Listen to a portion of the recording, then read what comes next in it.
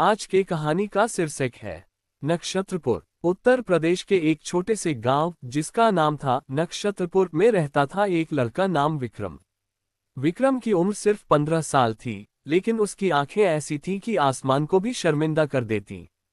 गांव वाले कहते थे कि विक्रम की आंखों में आकाश की छाया बसती है। रात को जब वह छत पर लेटता तो तारे उसके इर्द गिर्द घूमने लगते, जैसे वे उससे बातें कर रहे हों। विक्रम का परिवार बहुत गरीब था।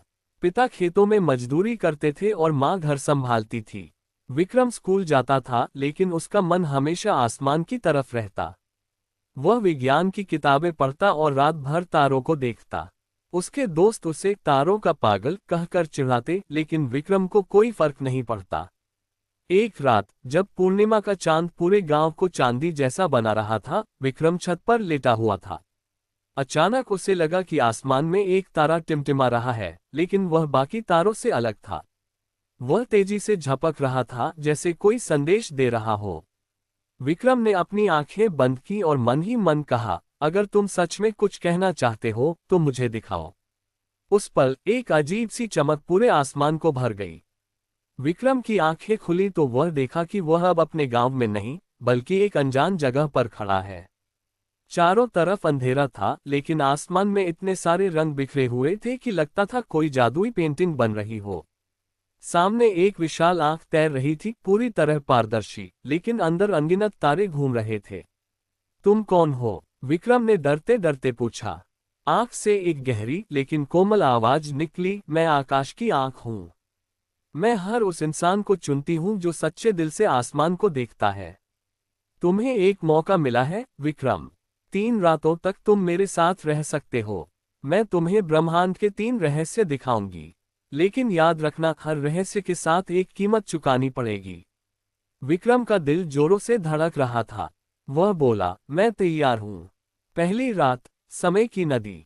आकाश की आंख ने विक्रम को एक लंबी चमकदार नदी के किनारे ले जाया। नदी का पानी नहीं, बल्कि समय की धारा बह रही थी। उसमें पुराने दिनों के दृश्य तैर रहे थे, डायनासोर, प्राचीन मिस्र के पिरामिड, भारत का स्वतंत्रता संग्राम और भविष्य के शहर जहां लोग उड़ रहे थे। ये समय की नदी है, आंख ने कहा। हर इंसान अपना समय इसमें बहा देता है। तुम देखना चाहते हो कि तुम्हारा भविष्य क्या है? विक्रम ने हामी भरी। आंख ने उसे नदी में झांकने को कहा। विक्रम ने देखा, वह बड़ा होकर एक प्रसिद्ध खगोल वैज्ञानिक बन गया है। उसने एक नया ग्रह खोजा है जिसका नाम विक्रम-1 रखा गया है। गांव वाले उसका सम्मान कर रहे हैं। लेकिन अचानक दृश्य बदला। विक्रम ने देखा कि उसके पिता बीमार है, मां अकेली है और वह इतना व्यस्त है कि घर नहीं आ पा रहा। उसकी आंखों में आंसू थे। ये तुम्हारा संभावित भविष्य है, आंख बोली।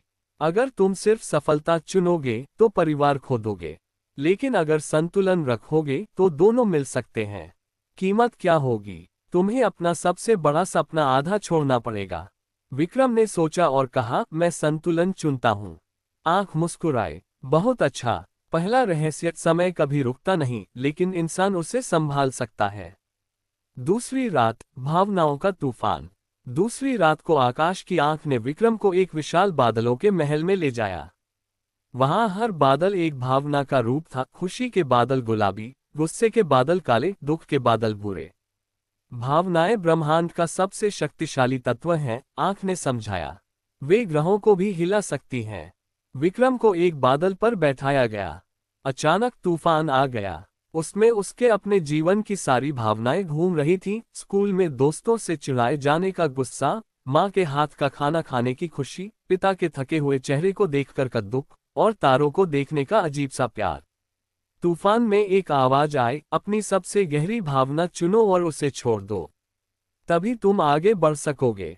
विक्रम ने सोचा। उसकी सबसे गहरी भावना थी डर। डर कि वह कभी कुछ बड़ा नहीं कर पाएगा। डर कि गांव वाले उसे पागल समझते रहेंगे। उसने उस डर को छोड़ने का फैसला किया। जैसे ही उसने डर को बादल में छोड़ा, तूफान शांत हो गया। आसमान साफ हो गया और एक नया तारा उगाया जो विक्रम के नाम से चमक रहा था। दूसरा रहस्य, आंख बोली, भावनाएं तुम्हारी गुलाम नहीं, तुम उनकी गुलाम बन जाते हो। अगर उन्हें पकड़ कर रखोगे, छोड़ो तो वे तुम्हारी ताकत बन जाती हैं। कीमत, तुम्हारा डर हमेशा के लिए चला गया, लेकिन अब तुम कभी भी नहीं कह सकोगे। हर चुनौती को हाँ कहना पड़ेगा।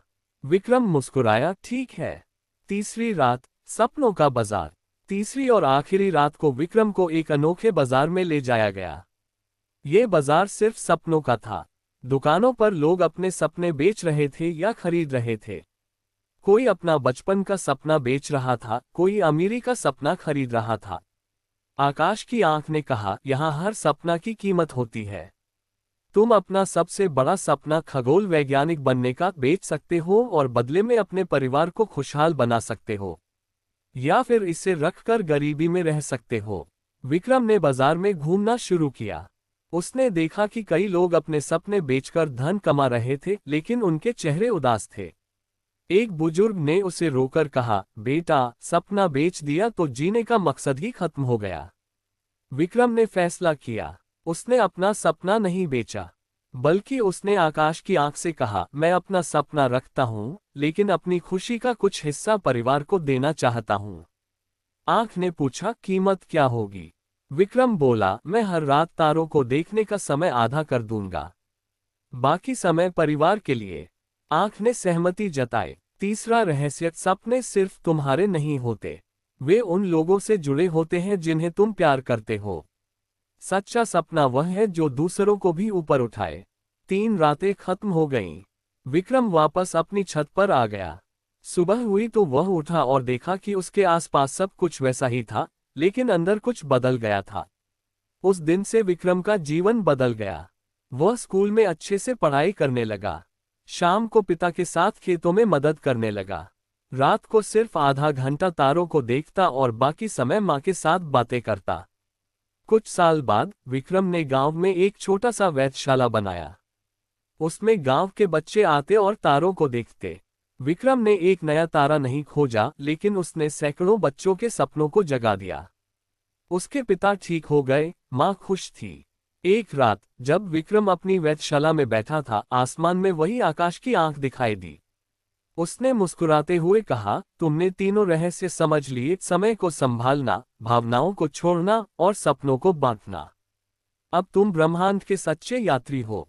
विक्रम ने जवाब दिया, धन्यवाद, लेकिन अब मुझे और रहस्य नहीं चाहिए।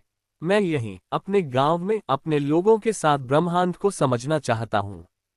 आंख गायब हो गई, लेकिन विक्रम की आंखों में अब भी वही चमक थी। गांव वाले अब उसे आकाश का बेटा कहते थे। विक्रम की कहानी पूरे उत्तर प्रदेश में फैल गई। लोग कहते थे कि अगर कोई सच्चे दिल से आसमान को देखे तो आकाश की आंख उसे जरूर चुन लेती है। लेकिन असली जादू यह था कि विक्रम ने कभी किसी से यह कहानी नहीं सुनाई।